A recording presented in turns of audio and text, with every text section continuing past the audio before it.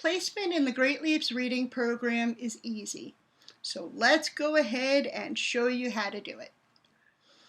So for this video, we're going to show the teacher device.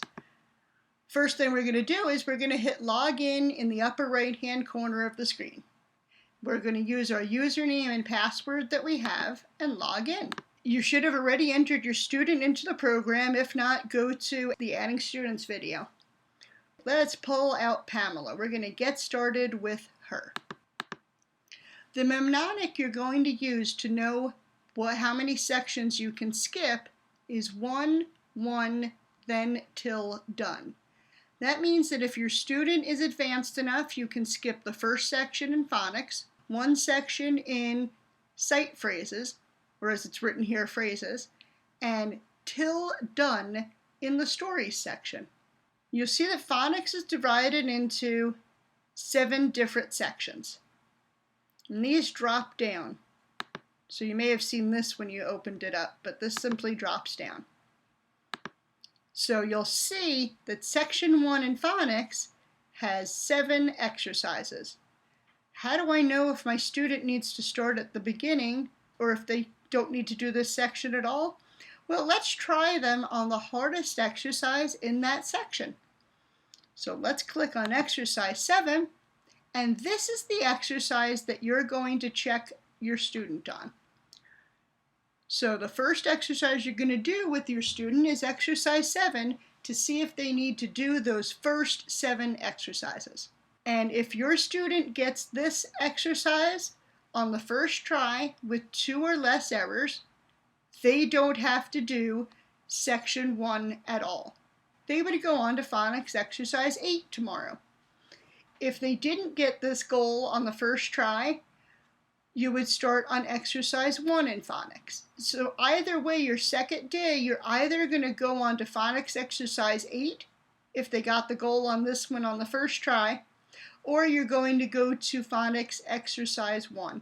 And you're going to jot that down, because the program is going to say, oh, we started on exercise 7, we're going to keep going there. So you're going to have a piece of paper and a pencil with you, and you're going to jot down what exercise you start on. So under the phonics word, you should have either exercise 8 for tomorrow or exercise 1. A note, if you're doing this and your student is in over their head, if they're really struggling on this, feel free to stop them and with a smile on your face say, hold up, I know where we need to start tomorrow. And you're going to start them on exercise 1. We want their first experience to be positive. Now let's take a peek at phrases.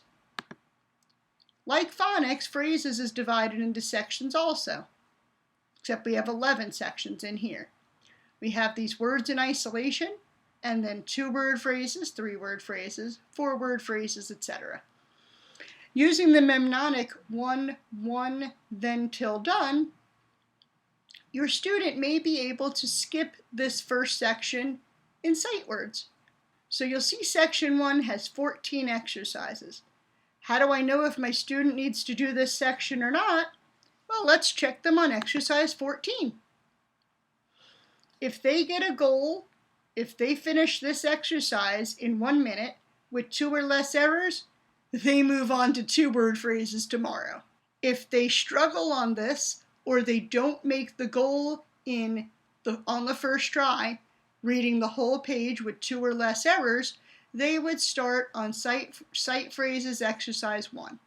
If your student is in the 3rd grade or higher, I strongly suggest you start them right in 2-word phrases. If they're in a school system in the 3rd grade, you would start them, you would not place them in the program, you would just merely start them on exercise 15.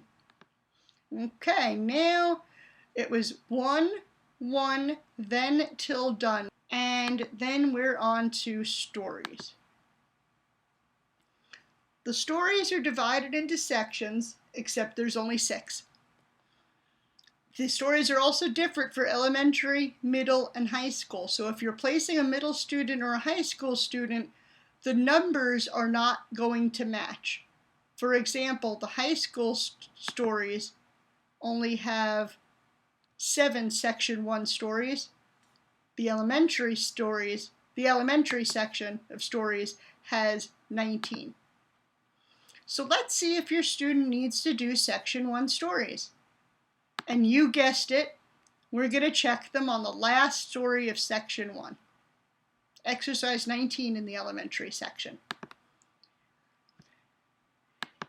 If your student struggles on this and doesn't get a goal on the first try, they're going to start at the very beginning. If they can do this story with no problem, we're going to see if they need to do Section 2 stories. Our program, you can be starting at various places in it, so let's see. We know that this student, Pamela, had no problem with stories exercise 19.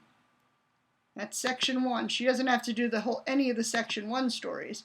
But let's see about Section 2. Maybe she can jump past Section 2 also. So let's go to the end of that section.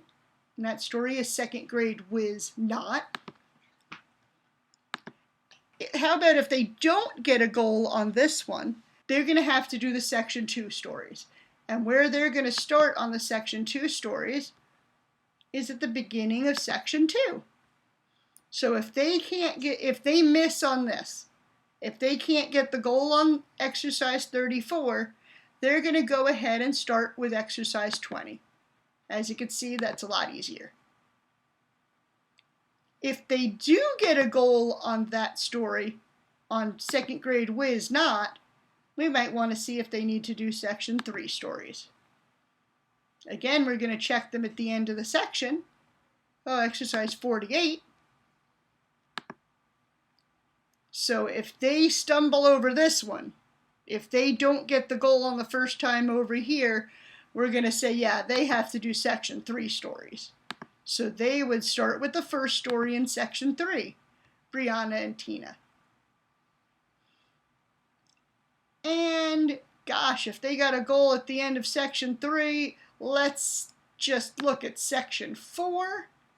Again, we would look at the last story in Section 4 to see if they need to do this story, if they need to do this section. Try them on here. If they don't get a goal on the first try, you'll start at the beginning of Section 4. If you have any questions about placement, you can always reach out to the Great Leaps office at 877-475-3277. We are happy to help you.